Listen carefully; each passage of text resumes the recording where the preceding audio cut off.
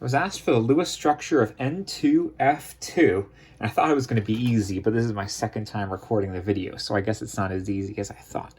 Nitrogen and fluorine are both nonmetals from the right-hand side of the periodic table.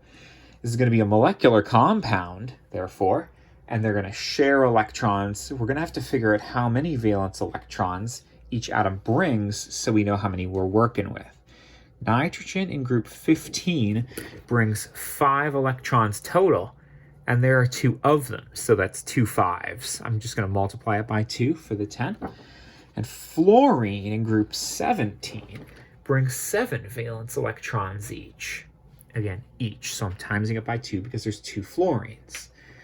10 plus 14 is 24 electrons total. That's how many we're going to work with here.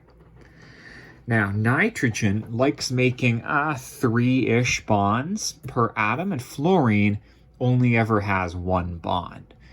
I don't think I've ever seen a fluorine connected to more than one other thing. What I'm trying to get at is that I would put the ends in the center because they have the highest capacity to bond to a whole bunch of things, like to hold the molecule together. So I'm going to put my ends in the center, and I'm going to surround it with the 2 fluorines. Those are going to be my outer atoms. Now what I do is I connect everything with a single bond to start with, because that holds the molecule together. That's 2, 4, 6 electrons to start with. My next step is to complete the octets on the outer atoms. Again, I have 6 electrons in the diagram already. I need to complete the octets on the Fs, and I can only count up to 24. So let's see what we can do. That's 6, 7, 8, 9, 10, 11, 12, and then 13, 14, 15, 16, 17, 18. Okay, so the octets on my fluorines are done. They're full. They can't hold any more. And I'm only at 18. I need to get up to 24. So what I do is I dump all the extra atoms on my central atoms. Let's do that now. That's 19, 20, 21, 22, 23, 24. It didn't matter which N got that extra pair there. Just don't put all 3 of the lone pairs on a single N, because that violates the octet rule. So spread them out, you know? At least when you have more than one central atom. Okay, I have 24 electrons. Now I just have to make sure that everything satisfies the octet rule. This N has 2, 4, 6, 8 things around it. He's happy. This fluorine has 8 things around it, 2, 4, 6, 8. This one does 2, 4, 6, 8. This nitrogen, though, I can see only has 2, 4, 6. It needs 8. That's what the octet rule is for. So what we're going to do is we're going to move a pair of electrons from a lone pair into a double bond. And like I said, I've never seen a double bond to fluorine. I see double and triple bonds to nitrogen all the time. So this is it.